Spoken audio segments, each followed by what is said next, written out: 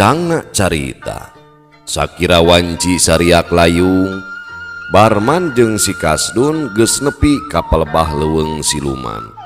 Kaayaan didinya kacida harieumna cakueum geueuman pinuh urajegna tatangkalan. Jajalaneun pinuh ku kakayon jeung areuy nu ngayang-ngayang. Hawa karasa nyelecep tiis meh parat kana kulit. Sorak sato leuweung patembalan mapantes kaayaan leuweung siluman nu kawentar sanget. Si Kasdun luak lieu kawas aya nu diteangan kusabab kadenge kawas lobah sora jalma pating gerendeng. Samangsa nyorang jalan ka tengah leuweung dumadakan bijil pepedut. Awun-awun ngalimpudan sakuliah leuweung siluman. Rep kaayaan didinya jadi poek. Barman jeung si Kasdun pating rarenjak ningali leuweung siluman ngadadak mongkleng kawas mangsa peuting. Ceuk si Kasdun kuda nameh ngarendeng jeung kuda Barman. Si Kasdun kacida tagiwurna, rasa kasieun geus minuhan dirina. Barman ukur mere isara sangkan ulah geruh. Can cacap tina kareuwasna, alam dumadakan jadi robah deui. Marengan leungitna awun-awun nu ngalimpudan leuweung siluman. Bre, leuweung siluman salin jinis jadi tegalan anu kacida legana. Barman jeung si Kasdun pating rarenjak. Meh bareng Barman jeung si Kasdun gigisi kana panona bisi bae ukuriwan. Tapi kaayaan teu robah. Anger bae tegalan nu legana satungtung deuleu. Jalan ngabulungsung kawas taya tungtungna. Banget ku panasaran Barman nyiwit sorangan. Tetela karasa peureus. Nu jadi helok pikeun Barman kudana geus taya didinya. Kitu deui kuda si Kasdun sarua taya didinya ting ka mana. Barman ukur ngahuleng ngaraga meneng mikiran eta kajadian.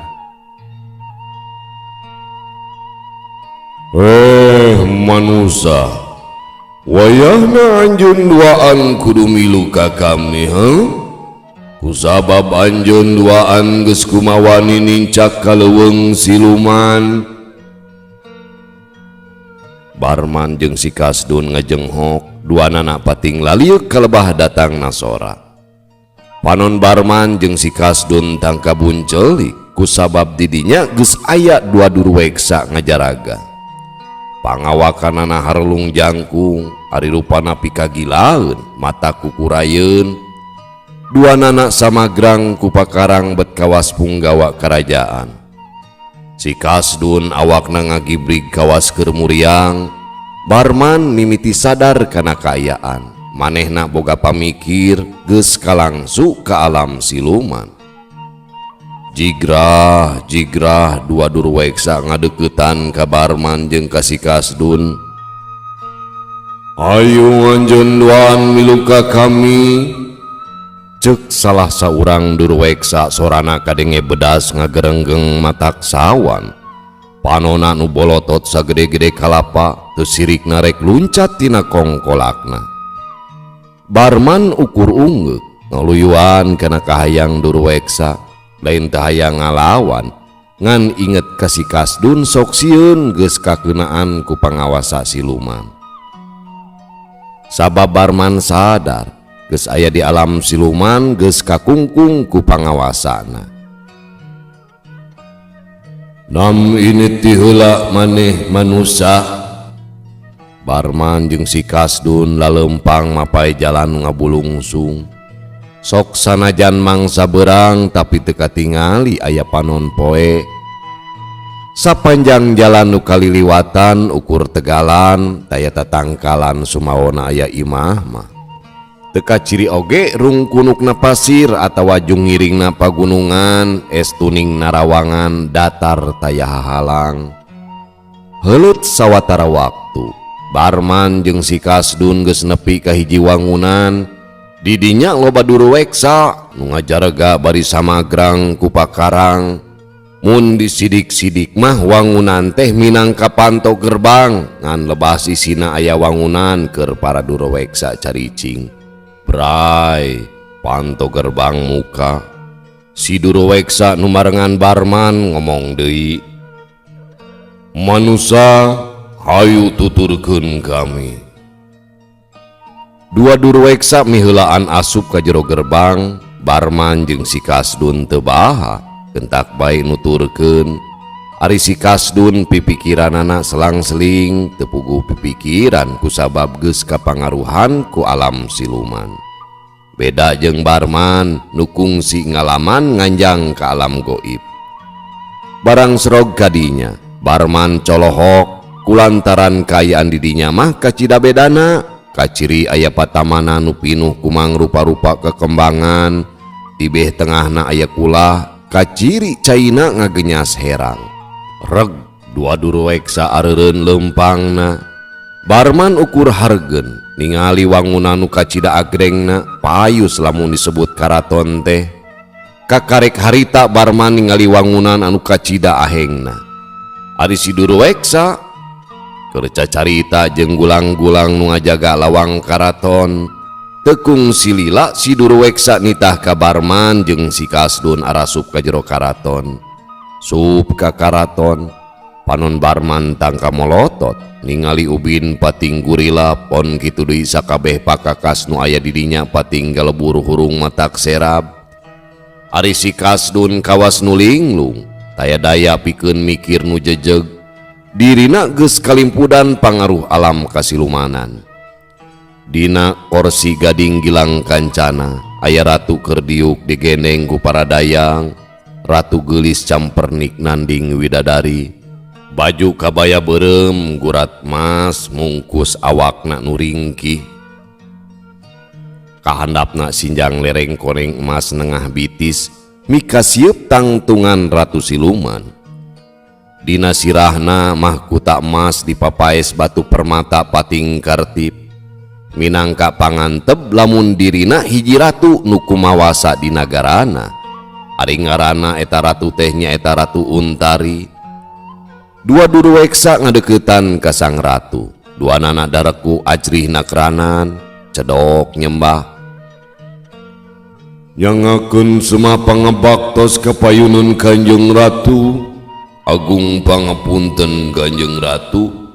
Abdi duaan sejak nyerenkeun pasakitan dua manusia nu tos kumawantun ngalantok ka leuweung siluman wates nagara sanca beureum sur. Sakumaha dawuhan Kanjeng Ratu sing saha bae nu kumawantun ngulampreng ka leuweung siluman kedah dicangkalak teras dijagrakeun ka payuneun Kanjeng Ratu. Uhal eta pisan abdi duaan nyangkalak ieu manusia teras bae dicandak ka dieu." Ceuk si Duruweksa bari cedok nyembah deui ka ratuna. "Ditarima ku kula semah pangabakti anjeun ogog. Kaula ngarti kana maksud anjeun duaan. Nu hartina anjeun duaan geus hade mancen gawe. Turut tumut kana parentah kaula. Dua manusia geus jadi babandang kaula. Sarta kaula sorangan bakal nibankeun hukuman.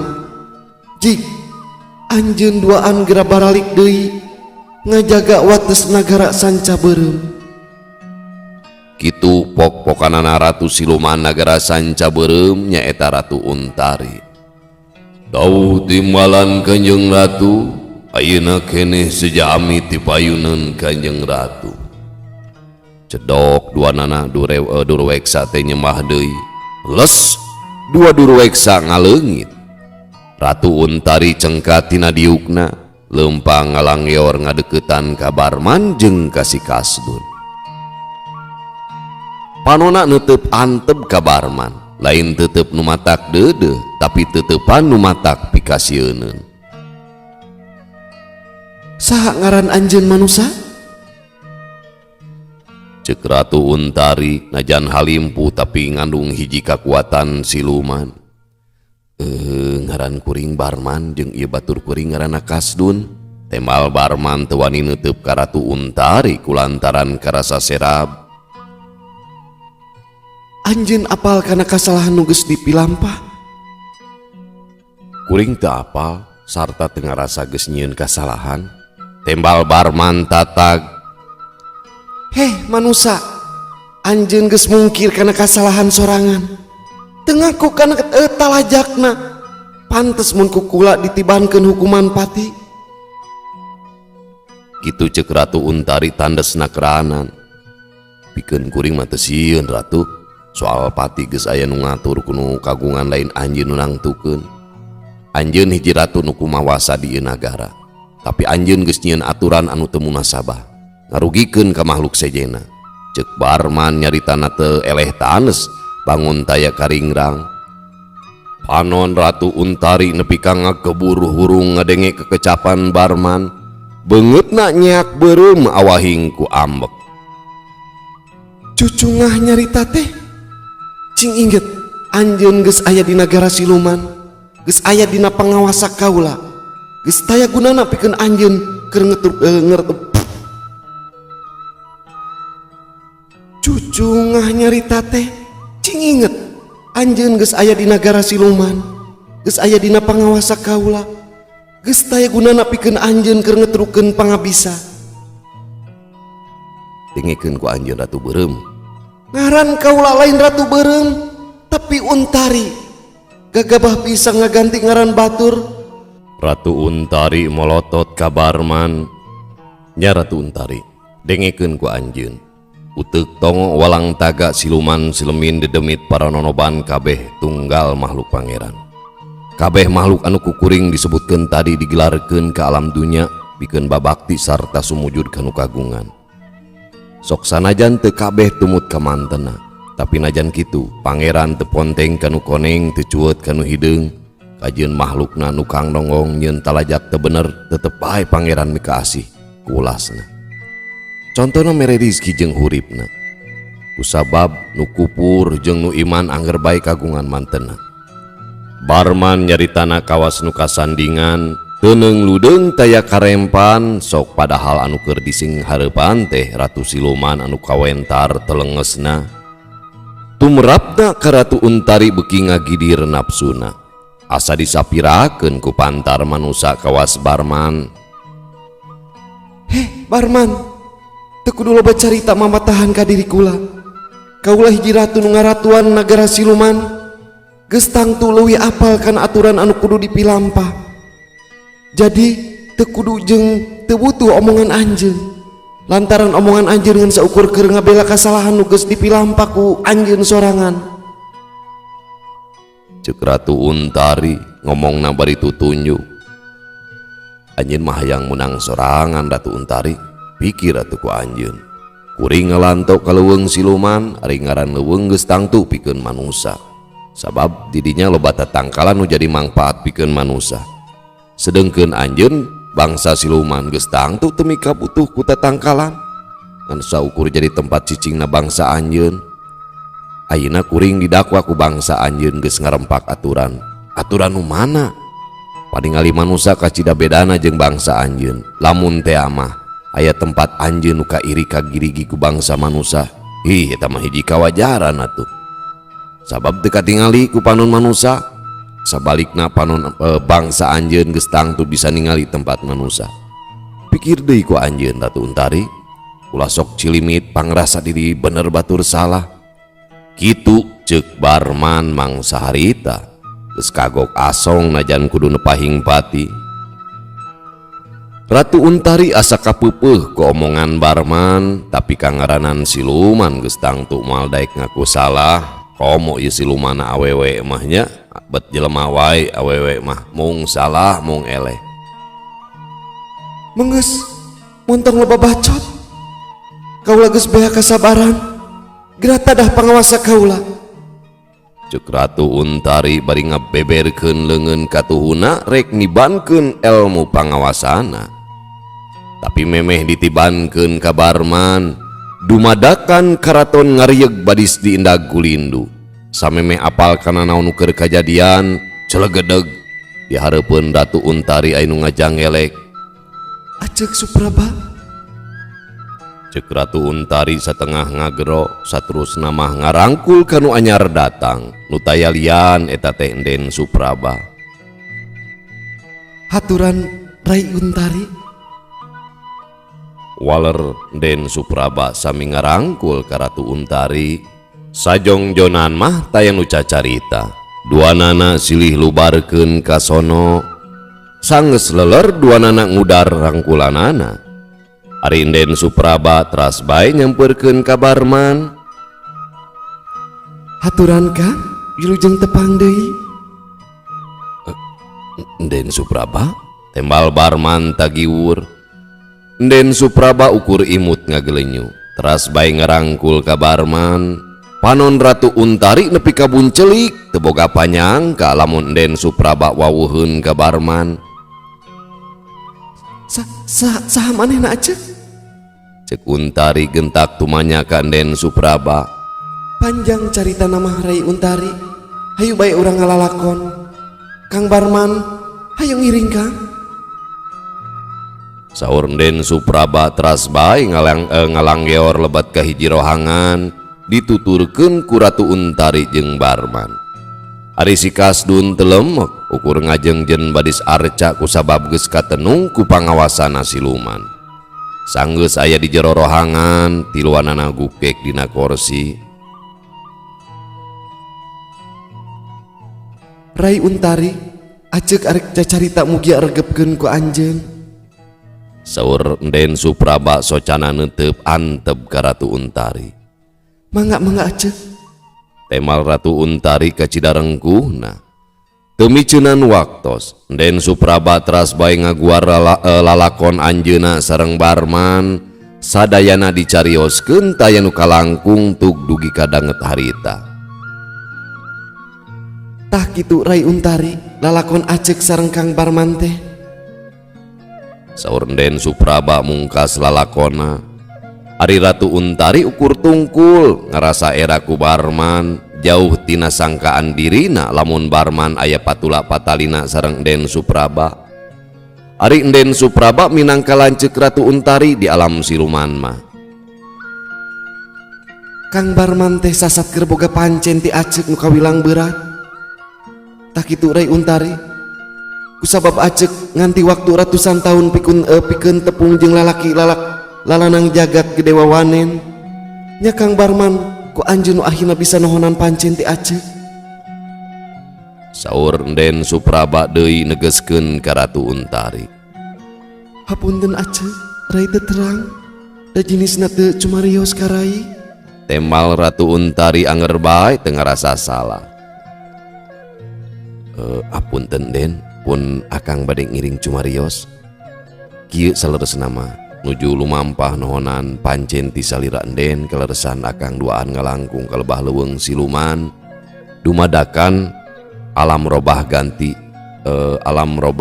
malih warni. Nya akhirna akang dicangkalak dijagrageun di payunan Ratu Beureum. Kitu saleresna mah Den. Cek Barman nyaritakeun kajadian nu sabenerna ka Den Supraba. Dasar pikesebelan, geus nyaho ngaran kula teh Untari, nabet jadi Ratu Beureum. Tinggal geura ku Acek, manehna nu ngamimitian ngajak pasia Acek. Panon Ratu Untari ngadelekan ka Barman. Den Supraba ukur imut ngagelenyu ningali pola Barman jeung Ratu Untari teh. Den Supraba teras bae kedaling lisan deui. Rai Untari, tiwangkit ayeuna ulah ganggu ka Kang Barman. Kapan sidik keur boga pancen ti Acek, angguran mah kudu dibantu bisi bae mangih karerepet. Acek teu bisa unggal usik tiap waktu ngabendeng lantaran kauger ku waktu kabatas ku mangsa. Sangat teuing hore amantuan lalaki model kitu, biwir aweweun mun nyarios nyoroscos kawas bujur munding. Ngewa pisan abdi mah Acek. Pokna Ratu Untari teu boleh neuteuli ka Barman. Kabarina geus saha nu hayang dibantuan ku anjeunna Ratu Beureum? Kuring idah mampu keneh najan nyorangan. Tembal Barman sarua mung eleh. Geus tong silih salahkeun, kawas ucing bae getreng. Pokona mah Acek meh hape. Kudu silih bantu ngarah pamaksudan Acek ti nekanan. Saur Den Supraba tang kagumujeng ningali kalakuan Barman sareng Ratu Untari. Aya panyuhunkeun sakedik Den, pun akang merdih nyaeta perkawis leuweung siluman. Akang miharep didanget ayeuna ulah aya di manusa anu dicangkala ku ratu beureum ku alatan ngalanto kalebah dinya. Bila kadar ngalanto atuh naon dosana. Tapi saumpamina aya manusa nu ngadon ngaruksak leuweung siluman, nya eta mah kumaha karepna sabab nu salah mah angger kedah dihukum. Barman nepikeun pamentana ka Den Supraba kusabab bisi bae ngalaman kawas manehna dicangkalak ku Ratu Untari. Kahartos ku abdi Kang Rai Untari sakumaha cariosan Kang Barman. Timangsa ayeuna ulah janji nyangkalak anu teu boga dosa. Kudu hati-hati ulah gampil nyieun putusan bisi jadi mamala pikeun Rai. Tapi saumpama manusana nu nyieun talajak teu bener mah eta mah kawajiban Rai pikeun ngadakwaana. Den Supraba ngaluyuan kana pamerdih Barman. Ari Ratu Untari teu nembalan ka ciri beungeutna kurawed kurang panuju. Sok ayeuna mah gerasa salaman. Saur Den Supraba miwarang sasalaman ka Barman sareng ka Ratu Untari. Barman jeung Ratu Untari ukur silih pelong taya hiji ge nu ngamimitian ngasongkeun leungeunna. Antuk nama leungeun Barman nyolongkrong, tapi barang Ratu Untari rek nyekel leungeunna, Barman metot deui leungeunna. Puguh bae leungeun Ratu Untari nyamos ukur nyekelan angin. Dasar pikasebeleun, tuh tinggal aja ngajak gerang ngajak ngesang ka Rai. Dasar si biwir bikang rujit aing mah. Kitu ceuk Ratu Untari kacida keheulna ka Barman. Mun seug taya Den Supraba di dinya, Barman geus dirontok manten sigana mah. Ari anu boga polahna ukur nyenghel seuri, Den Supraba ukur gogodeg. Kang Barman oge Rai Untari, kula arek amitan heula. Sakali deui omat aranjeun doaan kudu silih tulungan. Mangga Den. Walon Barman bari rengkuh. Unjuk sumangga aja. Wilujeng angkat. Temal Ratu Untari. Cacap Ratu Untari cumarita. Den Supraba gesak kicep tos ngiles didinya. Barman mencerong ka Ratu Untari terus bae cumarita. Kuring amitan sejam ulang di kala manusa. Cung, arek mulang mah kari indi. Temal Ratu Untari jamedud. Nya kari indit, tapi datangna kuring ka dieu teh pan dibawa ku balad anjeun atuh beureum. Wayahna balik oge kudu dijajab. Ku kekeh nyebut Ratu beureum. Pikasebeleun sangat dahayang teu nganterkeun. Barman ukur garo-garo teu ateul. Antuk nama goledag bae Barman ngagoler dina kursi. Panon Ratu Untari tangka buncelik. Pamiarsa sadayana waktosna parantos teu nyekapan deui. Cak urang tunda ilalakon Barman sareng Ratu beureum Ratu Untari. Insyaallah orang teraskeun dina episode anu kadalapan. Bobot sapanon carang sapakan cak urang tuna dihanjuang siang, urang teuneun dihaneuleum sieum paranti nyokot ninggalkeun mangsa datang ka sampeur deui. Wallahu muwaffiq ila aqwamit thoriq. Wassalamualaikum warahmatullahi wabarakatuh.